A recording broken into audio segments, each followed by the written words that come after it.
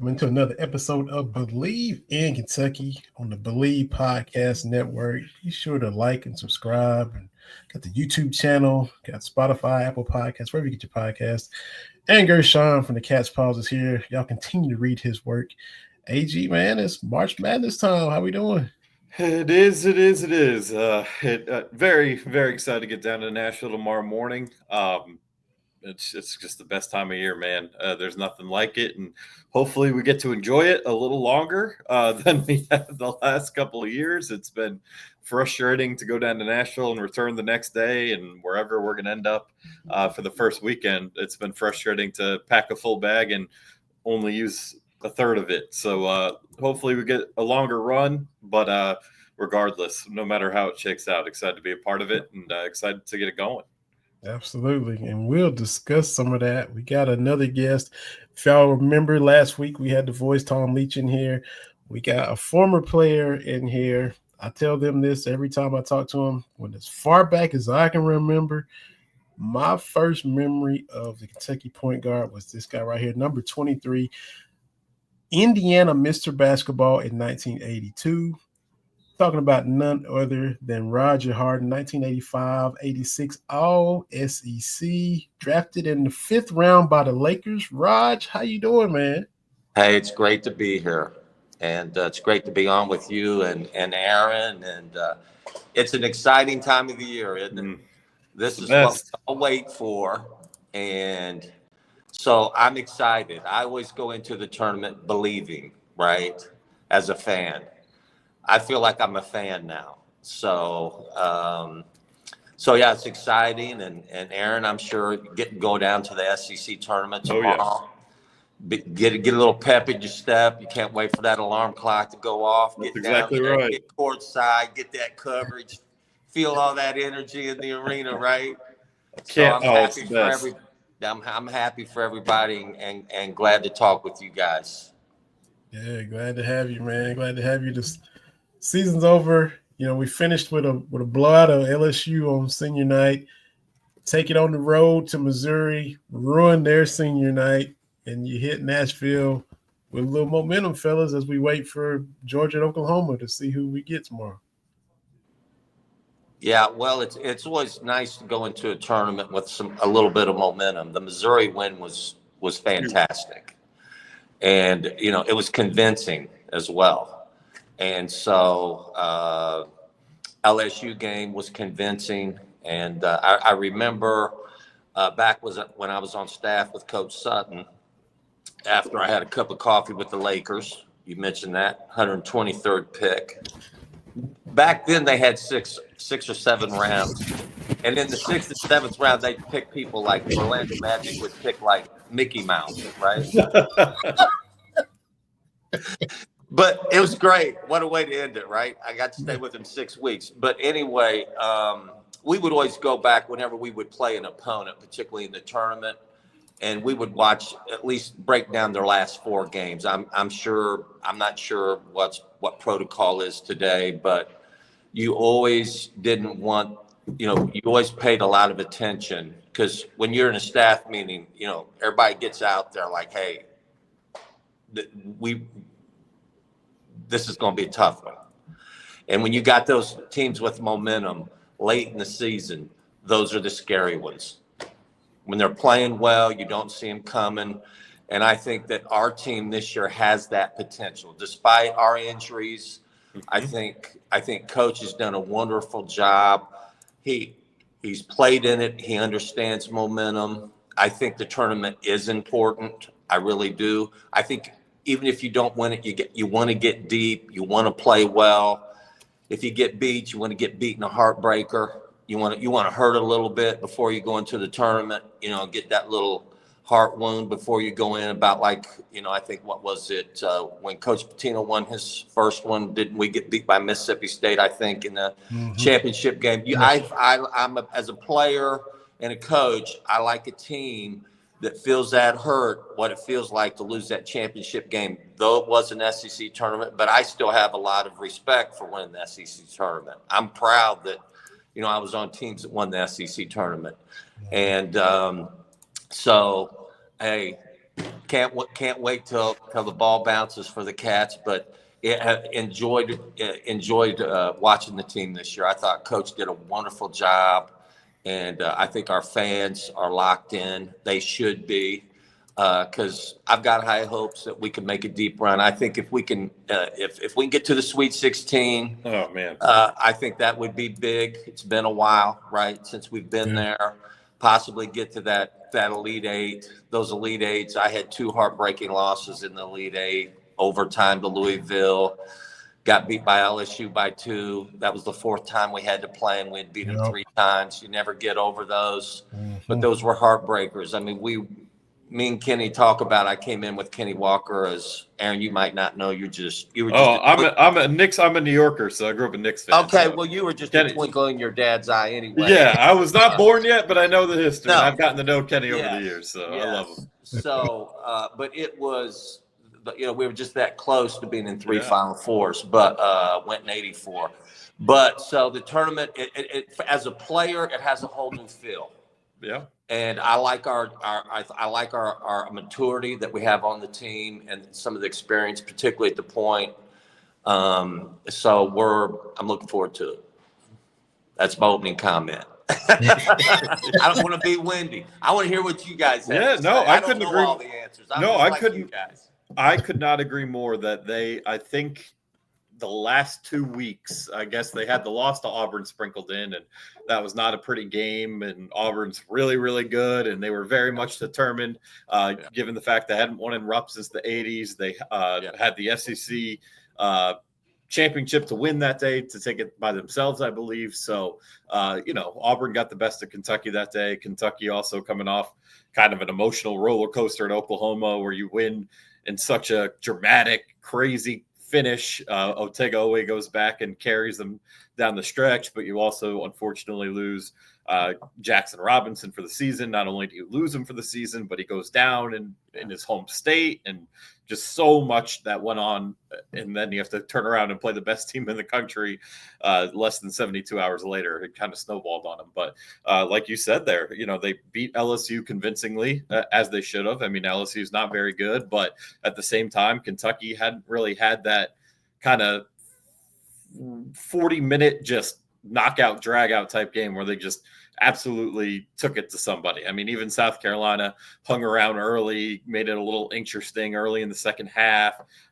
Oklahoma obviously went down to the wire. Pretty much every game it feels like they've played, outside of a couple of their tougher losses on the year, have gone down to the wire. So it's really good to see them go and take it to LSU, and then to bring the show on the road to Missouri, a team that came into that game. I know I think they lost their last 3 in the regular season, 3-4 or 4-5, whatever it was. So maybe they're not the same team they were when they had things rolling in early February and January, but a team with a top 10 efficient offense, a top 10 scoring offense, a lethal 3-point shooting team. And you go down there and you really win the game with defense. I know Kentucky scored 91, but the zone look that Missouri was giving in the first half, especially in the first 10 minutes, and Kentucky just could not get anything going offensively. And then Trent Noah hits a 3, and the 3s start falling. They didn't hit their first 2-point field goal. It's good to obviously get the 3s going, but they didn't hit their first 2-point field goal till well past the halfway point in the half. So to not have your best offensive day, which is crazy because they scored 91, and go out there and beat a top 10 efficient offense at their place on senior night, hold the 6th man of the year in the SEC, Caleb Gurl, a 43% shooter, to 2 for 6. I mean, just massive what they were able to do. And I think they're playing some of their best basketball at the year at the right time. Defensively, Vinny and I have talked all year long, like, okay, you have this many fifth-year seniors and a junior. It's like, how much better is this team really going to get defensively? They kind of are what they are, but no, they've kind of answered the bell. And yeah, getting Lamont Butler has helped immensely with that. But even you go back to South Carolina in the first, I guess he played in the Tennessee game, but not down the stretch when he got hurt. And they've had some really good defensive performance. Vanderbilt at home, some really good defensive performances that they showed improvement without Lamont on the floor. So there's a lot to like right now. There's a lot of good momentum. This SEC tournament is going to be a meat grinder. I mean, even whoever they play tomorrow night, it's going to be with LSU about to lose right now, no matter who they play in this tournament, it'll be a quad one game. So it's going to be really difficult, but I do like the momentum they have going into this thing. I got to ask Raj and we'll definitely get back to this team too. I just got to ask a couple things. One, when Coach Pope got hired, were you there on the bus? Were you there at Rupp for his introductory press conference? Were you one of the guys that were able to be there? No, regrettably, I was not. Okay. Let me say this. There's not been, I played for Coach Hall, so really, so I go way back. Mm-hmm. Okay, so I've lived through all of our head coaches, and nobody has done more to bring back. And it's not that other coaches didn't, but this is above and beyond. So the invitations to games, to come back, to see guys. I've gone through some personal things. I've had to get my parents in assisted living. That was kind of breaking at that time, where I don't know if you guys too young probably haven't gone through that yet. So that was kind of going on in my life. But to get back to your question, I was excited for Pope. I'm that guy. I'm a basketball junkie. I would catch those 10 o'clock, those West Coast games. And so I watched Mark play, his teams play Gonzaga and a lot of them. So I always loved his offense. I thought he did a great job at BYU. So when he was hired, I know in the beginning there was some fans had some trepidation about it, particularly since the fact that we just saw Kenny Payne go back to Louisville and was a disaster there. Yeah. Okay. But I think he's done a remarkable job. I mean, all the marquee wins we've had this year. And he actually reached out to a lot of former players just to introduce himself to him. I missed the call. I happened to be at basketball camp with my team at Transy when he called. So, but he's just been fantastic. And obviously, I think we've all seen how he interacts with our fans, and he knows how important that is. So that is Kentucky basketball. The relationship between the basketball players and the coach and the fans is Kentucky basketball. When you win, maybe Carolina has somewhere in the stratosphere of that support when they're playing well. I think the Duke fans are very passionate. But when you win big in the tournament and you're not Kentucky, let's say, like when Butler was at San Diego State, I'm sure there was a big glow going on in San Diego. When you're at Kentucky, that's the glow is day one. You get this energy, this interest, this passion. And when that's broken, that's when Kentucky basketball will be over. When that bond when the fans fade and go away, that's what make us, the premier place, in my opinion, to come play basketball, because every kid who gets to that level grows up wanting people to be as passionate, to play for passionate fans. And so he's really brought that back, I thought. Yeah, definitely. I agree with all of that. You mentioned Coach Hall too, and when he gets credit for a lot of advancements, he brought weightlifting in, teams when he Wildcat Lodge. Yeah, a lot of these things Coach Hall started. Was he also a guy for you guys playing for him? Did he make the practices harder than the games for you all? Hey, our practices were. He should have spent weekends in county jail for what he. No, really. No, seriously. We would go 2.5 hours, 2:45, and he carried over some of Rupp's practice things. Like we didn't talk in practice. There wasn't a lot of, energy. At times we would, but it was like you could almost hear a pin drop. Like it was probably too much. I was that last team that played for Coach. I played for Eddie his first year, Coach Sutton. And Coach was a little bit more laid back, and it was a whole different vibe that he had. But it was not that I loved playing for both of them, but no, Coach Hall was he was a taskmaster. That was the Bobby Knight era. That's when coaches were aggressive and they could grab you by the shirt and pull you off the court and talk to you with your jersey in their hand. Or Coach Hall always had that program when he'd be bending down in the huddle. He was real upset that he'd take that program and hit you on the ankle, bop, bop, like that, right? You better bop, bop, bop, right? So, that was a different era. The culture was a lot different.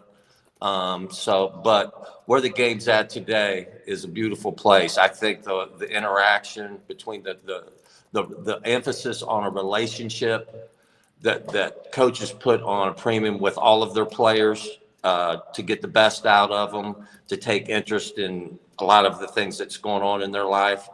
Not that the two coaches that I didn't play to didn't love us and care about us. It's just, it was what coaching was during that era. So, but where the game's at today, we talked a little bit about that before we came on, is a great place. I mean, like I told both of you, anybody that played in the 80s that played out on the perimeter just loves this game, loves to watch it.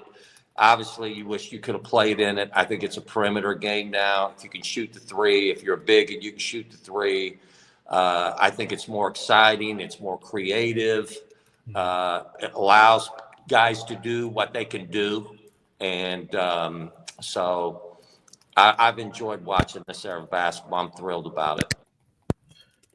And I know when you first came in, Coach Ham was still on staff as well. He just wrapped his career at Florida State. So you got some memories or interactions or stories with Coach Ham? Coach Hamilton was a master recruiter.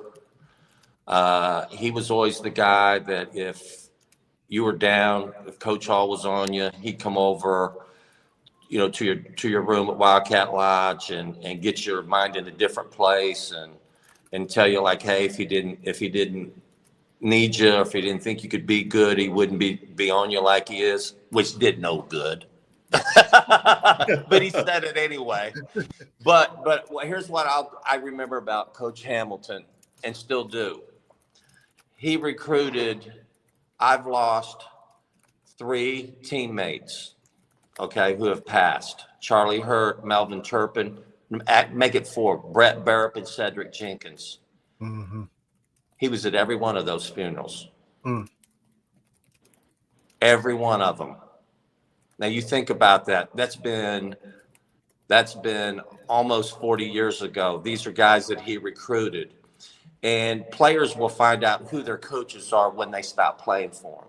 I know in today's game, it's really more of a 1-year relationship, maybe 2, but you'll find out over the years when you need that job recommendation, or, you want to do, just call and talk to him. You'll find out who your head coach is. What happens is you kind of pierce that veil that's between you and your coach, right? You're growing up, you're a young man, you're 18 to 22, 23 years old. You're older, you're more mature, you've raised some kids, and it's more man to man, right? Mm-hmm. And so those were always great conversations. I had a bourbon or 2 with Coach Hall along the way. Came to my wedding, right? Those were good times, great memories. So, and I know that there's a lot of great coaches in the game today. I think the college game's in a good place. I know we're going through all this NIL stuff and the transfer, but really the portal, I don't think has hit Kentucky's fans as hard as the other fans, because we were used to the one and done, right? Yeah. Like, this is not really that new to us, right? That's true. So we saw them come and go. So, but yeah. But Coach Hamilton, anybody that was played for him, and I'm talking about even when he was an assistant coach, I've called him, I wanted to coach high school basketball, always wanted to be a coach, worked for Converse, Reebok, got on that side of it, stayed close to the sports. When Coach Sutton went to Oklahoma State, I decided not to go with him there. But I just got back because the game's a great refuge for me to that's what I don't feel like I'm working. I'm not getting paid much money. I'm losing money from, not being in the business world or doing something like that. But at 61, I've got perspective, and I just want to wake up every day. Can't wait to get to the gym. Can't wait for practice. Can't wait to go to a game.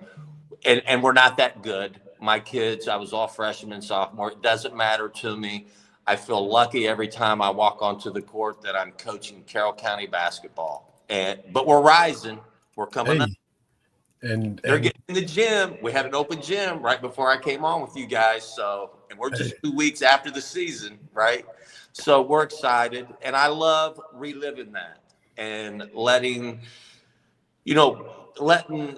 I used to talk to so many high school players that didn't really play at the next level, and they didn't all have great experiences in high school. And my goal is when they leave, that they look back on their high school days and they're like, man, hopefully we win. I think we can.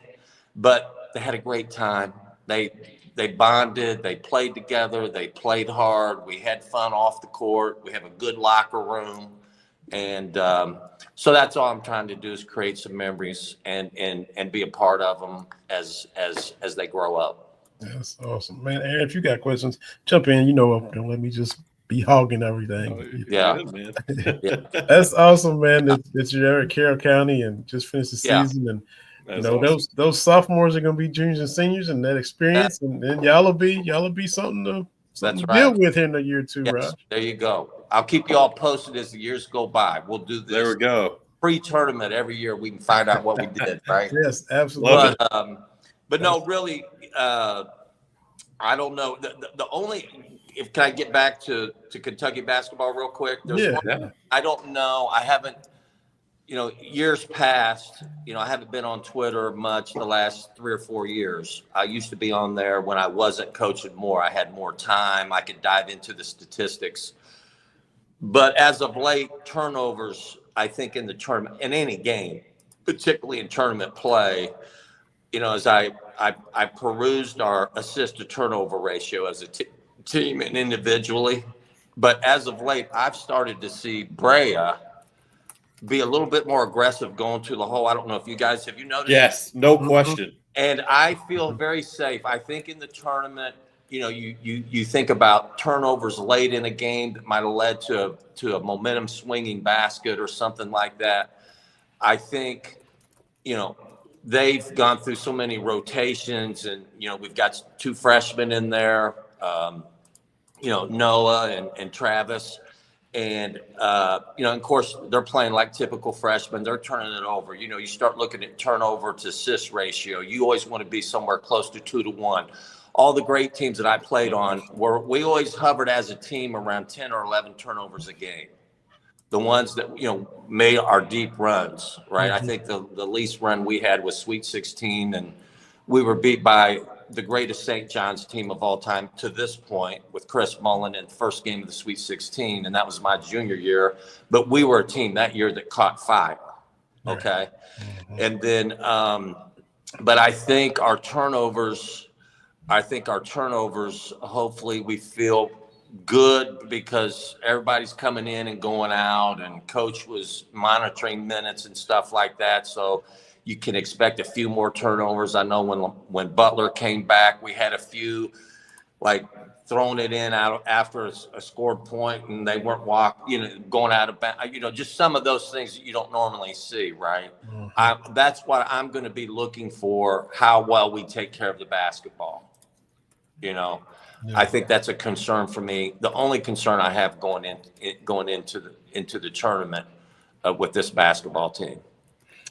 Last thing before we go ahead, Aaron. No, yeah, I agree that is a concern and has been a problem, especially that Auburn game when they had 6 unforced turnovers in a row. And it's just, again, it's how much do you trust this growth they've made defensively, because there definitely Yeah. has been some growth, but I definitely think there's also been some open shots missed type deal too. Yeah. And Absolutely. It wasn't all turnovers, but those are oh yeah, those are 4 to 6 point swings every time no you question, turn it over. We could have got a 3 or a 2. They go down and possibly get a 2 or 3. no doubt. On those unforced ones against Auburn, they were scoring on our turnovers. But I felt good with the last 2 wins that's gotten better. No question. But you look at Kerr's assist to turnover ratio. Mm-hmm. I don't know. Do you have access to those statistics? I can pull it up right now. He was almost a quality point guard would be at least 2 to 1. If you're not 2 to 1, you're not. That's good, right? Mm-hmm. You get above 2, you start trending towards 3. He was almost a 4 to 1. Yeah, you're dead on. He was a 3.78. Mm-hmm. What was he? 3.78. Yes. So you look at him, you take that, but you look at Brea's. His assist to turnover ratio is really good. It's almost, I think, if memory serves me right, I perused it before I came on here. I don't have it in front of me, but I thought it was like close to 3 to 1. Butler's like 2 to 1, but other than that, it's not pretty. Past that, you're 1 to 1. Some of them are underwater. So I think Almanor, he's got a pretty good assist to turnover ratio. He doesn't turn over a lot. Mm-hmm. So we'll see. This is where the rubber meets the road, and we'll see who coach really believes in. And I don't want to because Coach Pope's forgotten more about the game than I do. But I don't have a problem with players playing early to mid 30 minutes a game. Mm-hmm. I think when you get in the tournament, I think most coaches are a little bit hesitant to go ahead and give that 2 or 3 minute breather, particularly if they're playing well, because that one, somebody gets in there and gets a couple of turnovers, that's a swing. Like that could be in the big picture, that could be the difference, right? Yeah. I used to listen to Denny Crum when I was at Converse. He was a great clinic speaker and notorious for great march runs. Well, they call him Cool Hand Luke because he always had strategy. And he always said, he always talked about turnovers, but he always talked about, that the other staff has watched your last 4 games, whatever. They're going to know you inside and out. As soon as whoever wins tonight, trust me, I'm sure Coach Pope's got an assistant watching Georgia, and they've got in the Georgia-Oklahoma game, whatever. Even though they've played them, they're going to go back. So, whoever had those teams, right, and I'm sure Coach Pope's probably watched them both because that's kind of who he is. I see him at home like, has got the video over here watching this game while he's, interacting with his family maybe. But if you can do one thing that's just that they haven't seen, whether it's you're going to play a pick and roll a little bit different, or maybe you trap it. Like I remember last year when we played, of course, Cal was here when we played Texas A&M. You don't see a pick and roll double team much. They used to do that when the pick and roll came out. They would like really rush the guy with the ball and push him way out. Everybody would rotate on the backside, and then everybody would rotate back into it. Just little things like that for 2 or 3 minutes that they have to adjust to. Which is what Coach Crum's philosophy was as to why he thought he was successful in the tournament. And of course, he was a notorious poker player, and he'd go to Vegas and play poker. And he'd talk about how the odds, like in the casino, were just that thin, tilted towards the house, and that's why they're building all these big hotel, got all these big things. They're winning. Okay, but because they've got the odds stacked against you, just 1 or 2 of those little wrinkles during the game for a 2 or 3 minute period, then maybe you go back to what you usually do. Mm-hmm. I'm going to be watching, particularly as a high school coach. Now, my kids can't go out and execute at this point. some of those things, though, they can't do some things.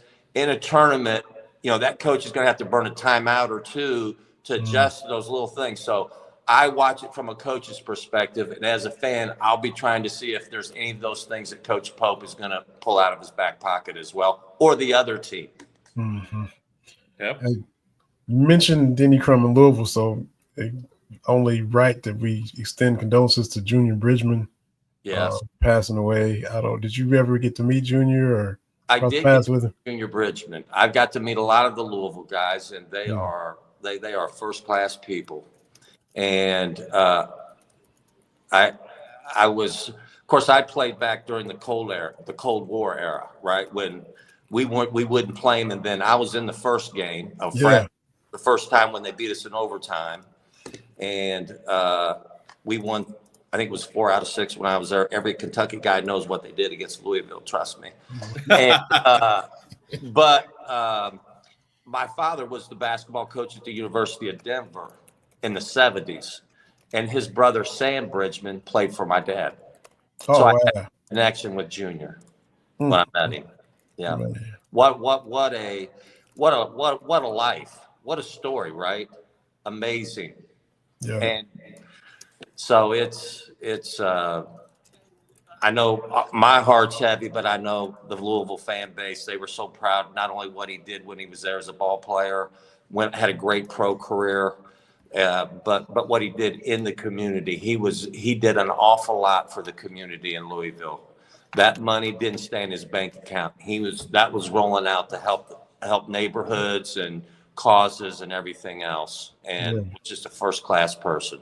Absolutely. And I didn't know this, but he was with the Lakers and was one of the dudes traded for Kareem. Mm-hmm. I did not know that when Kareem went from Milwaukee to LA. Yes. Junior went from LA to the Yes. Bucks. Unbelievable. Yeah. We talked about this for a second with Raj, Aaron, but before you came on, Raj and I were kicking this around. So I don't think there's any wrong answers. I'm curious to see what we're all going to come up with. Okay. But to this point, who is you guys' Kentucky basketball MVP? Oh, man. And why? Whew. That's a good problem, right? When, look, at the end of the day, I guess it'd be nice to have it's almost like you want to break it up in segments, but I'll just go with the guy that's been the most consistent, and it's Otega Oweh. I'll preface by saying if you were to ask me this question before Lamont Butler got hurt, I would have said Lamont Butler, but he's missed too much time to win this one. And then if you were to tell me who wins this award in SEC play, it's Amari Williams. But for the full season, it's got to be Otega Oweh, given the fact, he's finished in double figures in all but 2 games. And when he finally had his streak stopped, it was at 26. It was the only streak of its kind in this SEC, the best SEC of all time. I think it might have tied a program record or broken a program record. I'd have to double check on that. But to be over 10 points in literally all but 2 games, including, the 2 he didn't were against Alabama and Auburn, 2 of the 4 best teams in the country right there. So that means he did it the first time they played Alabama. He did it against Florida. He did it against Louisville. He did it against Tennessee twice, Ole Miss, like all these elite Gonzaga, like all these, and Duke, like all these really, really good teams that they went up against this year. And he was able to be in double figures in all of them. I think he had he had a double-double against Vanderbilt in Nashville, 21 and 12. He carried them to that win at Oklahoma. We talked a little bit about that earlier. 3 of the last 4 games in the regular season, he went over 20 points. And you look at both the Oklahoma and the Missouri game. Oklahoma, he scored 23 of his points in the second half. And then Missouri scored 20 of them in the second half. So he's been clutch down the stretch. He's been able to be your guy to go get a bucket in the paint when you need it. He's been very steady at the free throw line in the back half of the year. And I just think when you're talking overall consistency, you got to go with Otega Oweh. But I do think, again, if you were to make it a SEC award, I got to go with Amari Williams just with how much he's improved on both sides. But I'll say Otega Oweh for the season. What about you, Roger? I couldn't articulate that any better. I thought that was great. And he's from New York.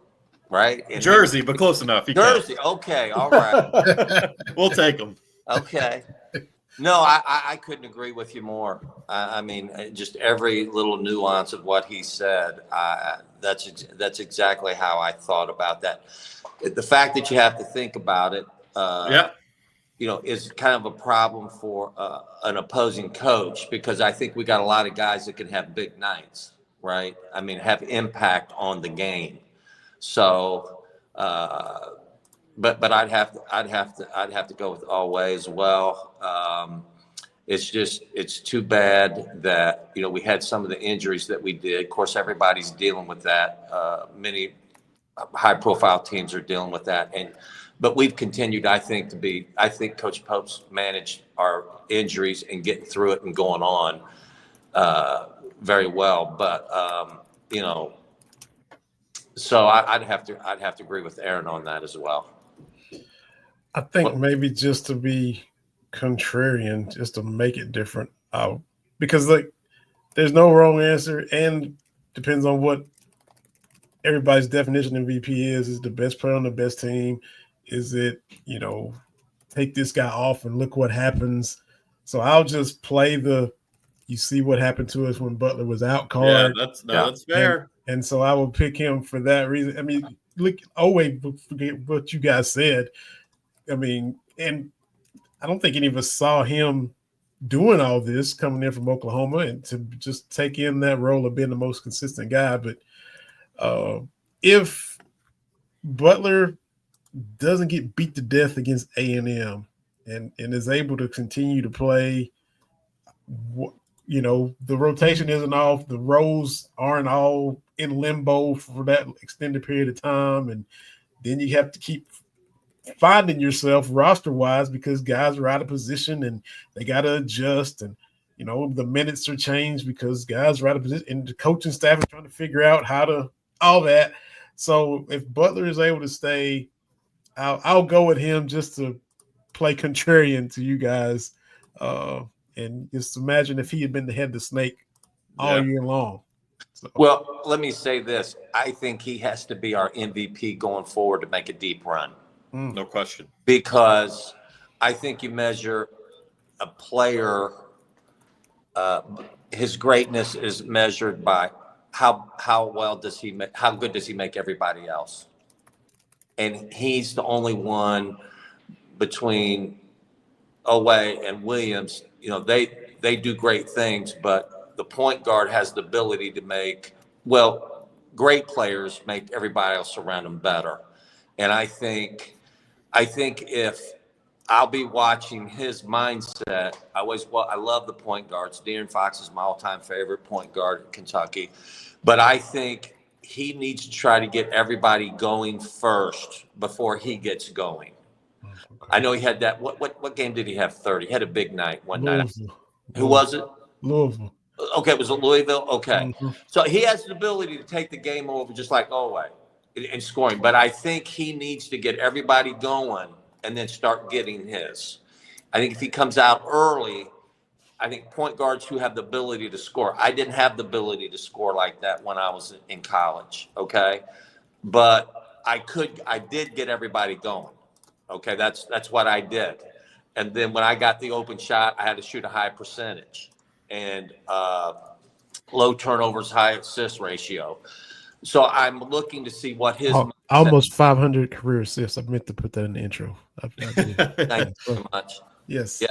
Mm-hmm. Yeah, all my ball players look up my stats. They're like, Coach, you only average like 7. I'm like, well, how many assists did I average? Okay, I played with Kenny Walker, the second all-time leading scorer. All right, there you go. So, I'm going to be looking for that, but I do think his temperament and his approach to how they're playing, I'm going to I always kind of watch it through the point guard. I don't, just as a former point guard, how they work. You're kind of like a herding dog out there. You know what I mean? You're getting him going, and you get yours.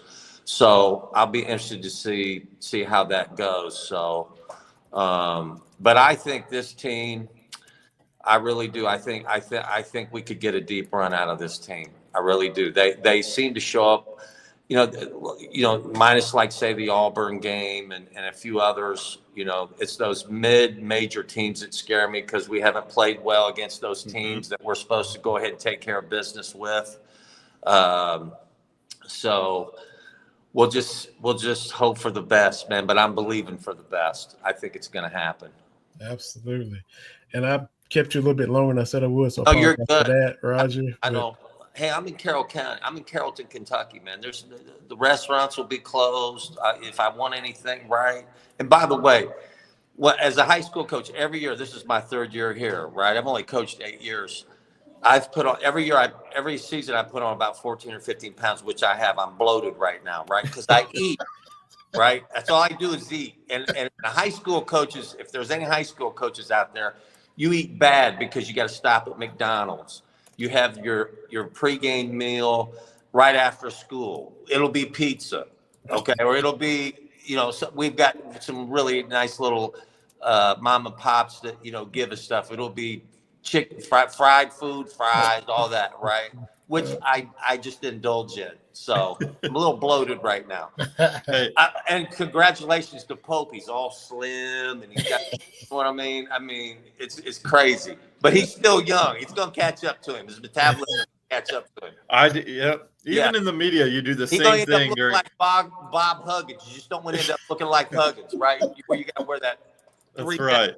on the sideline, right? Just to cover everything up. Yeah, like even as media man, you gain weight during the seasons. Just yes. With how that you have to eat. Just I travel to almost every road game, having to eat on the road. It's hard, man. Yes. So I always in the summer I always look so much better, and then I get to this time of year and I just feel awful. So ready for that. Do it this year. I'm going to stay disciplined. And everything. It ain't going to happen. I've surrendered to it. I've surrendered to it. But yeah, so can't wait, man. Can't wait. I've enjoyed being on with you. I really have. I'm honored to have you, man. Thank you so much. Enjoyed listening to your perspective because former players and people who have coached, I think we've got the most intelligent media. When I get on Twitter, the times that I do, and offer great insights. And I love our younger media. I think they're fresh. I always love listening to them. Some of our best don't always have the biggest following. They've got great insight to the game. They're a little closer to the generations that's playing. So, as a coach my age who's coaching younger people, I pick up things, observations from things. Like, for example, I was listening to Gino Oriama the other night talk, who I think is a fantastic coach. And he no longer says we have practice at 3 tomorrow. We have training at 3, right? We train at 3. It's just it's a mindset. It's the way they think. I know little things like that don't seem like, man, that's not that big of a deal. It kind of is, because you got to understand how, your players are thinking. And so I love our young media. I think we got fantastic media. And I go to the most obscure people to really get what I think are really insights. So, and I always love coming on with you, Vinny. Hey, it's been fantastic, man. I appreciate you, man. Right, Aaron, it was a pleasure to meet you. Right back at you. I appreciate it. Pleasure's all mine, sir. Thank you so much. What do you think about St. John's? Before we get off, what do you think about what Coach Mateo? Is he amazing or what? He's my coach of the year, man. I don't know how you give it to anybody else this year, especially with the way Auburn kind of fell the last 2 games. Yes, and I think it's only going to get better. I don't think he's not going away. He's that Rick Pitino first. I mean, he's got that enthusiasm, and so I always listen. I would say if you really want to pick up as a coach, as a high school coach, if you get coaches right after the game, some of them give you coaches speak or whatever, but you kind of get Coach Pitino's just stream of consciousness, right? Mm-hmm. Sometimes it's good, but I love a frustrated Coach Pitino, right? Because I'm like, oh, I'm feeling that right now, right? Yes. So have you been watching his little series on Vice? I have to catch up. I watched the first episode. I got to catch up. It's brilliant, right? Yeah. Raw. He's at the age now where he doesn't care, right? I don't know if he ever cared, but this is how we are. This is how I talk. And And so you get to see the frustration as a coach. But no, he's just, I can't say enough good things. I'm so happy that, there was a segment of our media. I think I was hurt because I've lived and died with Kentucky every year with every coach. Used Tubby's matchup in the district this year's 2-3 matchup. We almost pulled an upset with it. It was amazing. Coach after the game was like, "Were you in a matchup?" I was like, "I'm not telling you what I got to play." Maybe. But Maybe I got a video of Tubby talking about his 2-3 matchup, right? This team had beat us like 30-28 or something, and we had a shot. I think they ended up beating us 6 or 7 in the first game of the district, which was my Denny Crumb, right? I'm showing you, am I man? Am I this or that? But Coach Pitino runs that matchup as well, and it's wicked. And when he extends it full court, it's even more wicked. When he was winning big at Louisville, as a point guard, I'm like, boy, I wouldn't want to be bringing the ball up against that. That's wicked. I would have liked to do it because I feel like I could have handled it, but it would have been my turnovers would have gone up that game. I promise you that. Any good guard's they're gonna squeeze 1 or 2 out of you. But so for me, I can't wait to watch the tournament. That's when all the strategy comes out. Some of these little tweaks that they make at the end that could be the impact of a game. So I better go because we could be here at midnight. I get going. All right. But it was a pleasure, and thanks for having me on. Look at this. I haven't played in 40 years, right? Here I am on a podcast right before the tournament. That is our Kentucky fans. I heard Coach Pitino speak the other day where he says there's hellos and goodbyes in life. Kentucky basketball fans with their players, it's always hello. They never say goodbye to you. So thank you very much. You guys enjoy the tournament. Hopefully, we'll be in Rhapsody in 3 or 4 weeks, and everybody will be packing in the Rupp Arena for a Final Four or possible championship. I think it's all matchups, though. I agree with that. It's about who you match up with and who you don't match up with. Like Auburn doesn't want to see Alabama, right? I mean, there's just certain teams. And I can tell you this, Coach Cal did not want to see South Carolina today. They almost got them, came back. That's just a bad matchup for them. You know what I mean? So it's going to come down to matchups and how we manage those. But God bless you both, and thanks for having me on, Vinny. Thanks so much, Roger. I appreciate it. All right. I'll get you again, man. Appreciate it. All right. Anytime. Thanks, Roger Harden, former UK point guard. The first point guard I ever watched at Kentucky. Always good to talk and get insights from Roger, especially right now, this tournament time, and much success there at Carroll County, too, on the high school ranks. Coach Roger Harden, in addition to a former player. So safe travels, man. We just give us 1 minute of your thoughts of football, because we didn't get to it last week. You know, Stoops, he was on KSR. He did his presser the week before that. So just a real little summation of what you want to talk about, and we'll go more detailed as the spring progresses. But I'd say the positive is it does feel like that chip is kind of back on his shoulder, right? He talked on KSR yesterday, and not as I don't know the word I'm looking for, but he pretty much said on KSR yesterday didn't like getting the ass kickings they took last year, and he pretty much with us relayed the same message, just didn't use that terminology. So definitely felt a little bit of a chippiness, a little bit of I want to stick it to all the doubters type, which is good. It felt like that was kind of not there, for lack of better terms, last year, and the fan base sensed it and was frustrated by it. So I think that's the positive. I just think we're in a situation, though, unfortunately, and this is just based on, writing about the team a little bit. Obviously, my focus has been basketball, but just looking at the stuff I have written on football and talking to other people who cover the team and, radio conversation, what it might be. There's just the fan base is in total, complete wait and see mode, right? They want to see a winning product on the field against quality teams, which they'll play a ton of this season. before they get too high or too low. Well, I'd say they're all the way low before they get too high again and get bought back into this. I think that they did a really good job, go 7-6 and 22. Okay, our offensive line sucked. That's not going to happen again, surely. They let it go. Then 2023, they go 7-6 again.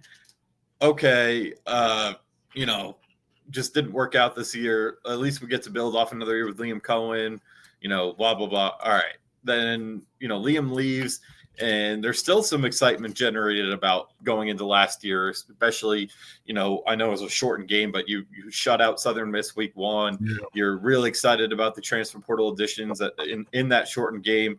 Brock Vandegrift played well. Jamori Macklin was involved. Jamon Dumas-Johnson made an instant impact. You're like, okay, we have some new pieces in place. Deion Walker's back. Let's go. And then the air kind of gets sucked out of the whole season week 2 when you get curb stomped by South Carolina in your building. So I think you're not going to have that when Ole Miss comes to town week 2. I'm very curious on what the crowd's going to be and what the excitement level for that game is going to be. Regardless of if they somehow lose to Toledo week 1, there will be 0. Mm-hmm. But if they say they go and kick Toledo's ass like they should, I know Toledo's a pretty good group of 5, but there's no excuse to not beat Toledo by 10 plus. So say they take care of Toledo, even blow them out.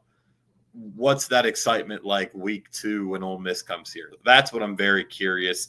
And honestly, I don't know, man. It's going to be, I'm very, very SEC Network's going to be here because it's the first game of SEC play. I don't think there's another SEC game that week. There's going to be build up from a media standpoint, it's probably going to be in that 3:30 ABC kickoff time because it's the only show in the SEC that week.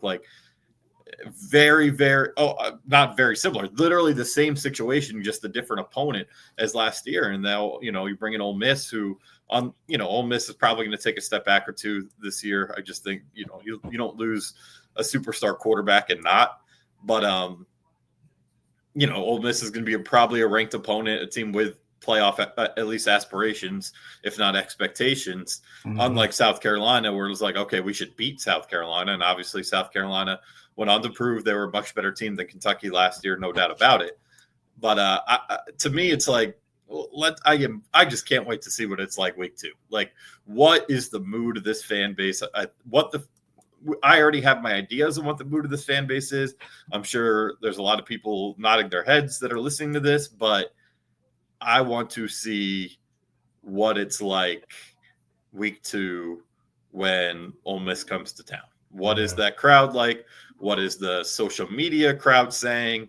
Is the buzz on the message boards there? What is the juice level in Lexington? Obviously basketball won't have started yet. It's it's prime early football season. There's no distractions. The show is at Kroger Field. Yeah.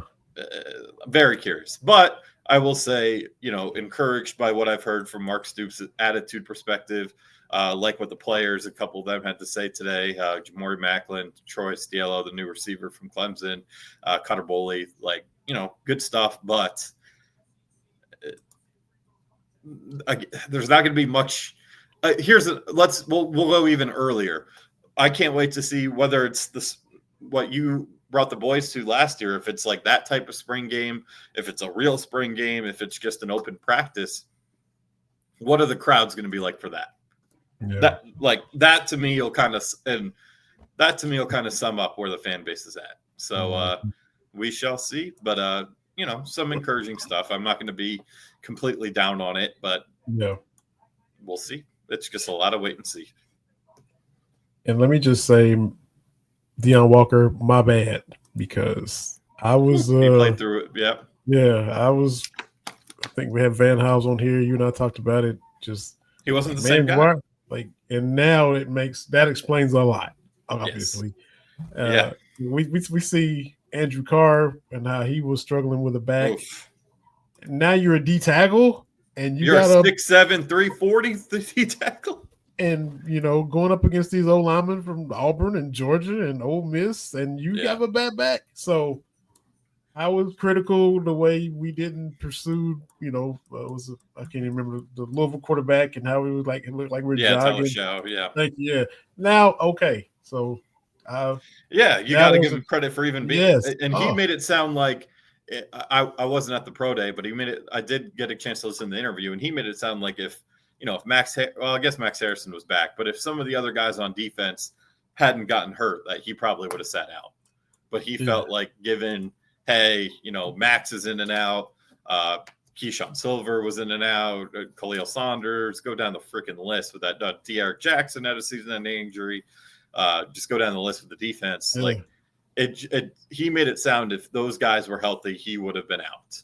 So I give him a lot of credit for gunning it out. And on a 4-8 team, on a 4-8 team, and unfortunately, he might have hurt his draft stock doing so. So you got to give him a ton of credit for gutting it out. And the criticism was completely warranted at the time because we didn't know that. They did a good job at covering. I mean, I know he missed, I think, the Murray State game with an injury, but didn't know the severity of it until he opened up on it. And clearly it's a big talking point with teams down, at these combines, at these pro days, 30 top 30 visits, whatnot. So hoping he lands in a good spot early as possible, get the most money out of it. So cool to see that he toughed it out for his team. For sure. A sinking ship. Yeah, absolutely. So, man, be safe headed to Nashville, and appreciate it. Get to have an extended stay. Who knows? Who do you want, real quick? Do you have a preference on? I forget if we talk. I guess obviously we didn't talk about it last week. There was no bracket, but do you have a preference? I tweeted out a little poll. Okay. It was mostly people wanting, I think, Georgia. I think I want to see Georgia again as well. I think I do too. I think Oklahoma. I think Georgia's in. I think the way they finished down the stretch, they beat Florida. I think Georgia's. They have the win over Kentucky. Like I think Georgia's in, and I also think I think it'd be really good for Kentucky to kind of go up against that physicality and have that battle and kind of get that. They not that they haven't faced physical teams, but they played a lot of offensive heavy teams the last half of the schedule, including Oklahoma, who's a very good offensive team, in my opinion. I think they're actually better than the metrics would suggest. I mean, LSU plays super small. They rely on guards only. Missouri is a top 10 offensive Ken Pom team. They're not a good defensive team.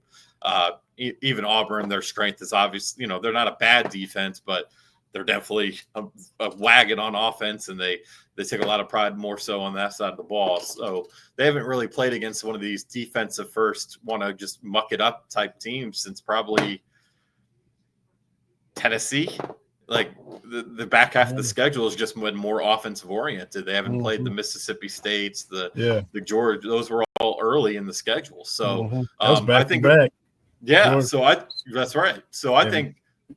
I mean, they had that 3-game stretch where they played Florida, Georgia, and Mississippi State. Right. It's as physical as it gets. Yeah. So, I mean, even Arkansas is a pretty physical bunch. So it's just they haven't played any of those guys since early February. Texas A&M. Texas A&M. Oh my God, they're the most physical of them all. One got killed. That's what. Yeah, they're the most physical team in the league, maybe the country. So it's just, I think it would be good for them to have that type of matchup. I think Oklahoma. I think they probably match up. I think they match up better to beat Oklahoma with their offense. I think they'll give up more points to Oklahoma than Georgia, but I think it would be good for them and a good confidence booster if they can go and, now that Amari Williams is fully comfortable, let him go in there and bully with Somto and Azanuel and some of those big guys. And so I'll be rooting for Georgia tonight. I think that's the more fun matchup. And, I was doing some research in case it is Georgia or Oklahoma. Mark Fox's last game as Georgia head coach was Kentucky and Georgia's last meeting in the SEC tournament. So cool little full circle moment there if that happens. Wow. Yeah, it's crazy. So we'll see, about midnight tonight we'll know. So and at midnight tonight we'll know if Kentucky's playing Alabama or not. So exactly. So man, safe travels. Appreciate you. It. Thanks to Roger Harden. Definitely have to get him back on here again as well. And appreciate everybody that listens. or watching us on YouTube. Subscribe and tell friends about it. We'll be back. Do the same thing again next week. March Madness, here we go. It's that time of year. Who knows what city I'll be talking to you from, but I'm That's excited right. to do it. That's right. So for Aaron Gershon and Vinny Harden, another episode of Believe in Kentucky. Go Cats. It's open weight. See y'all next week.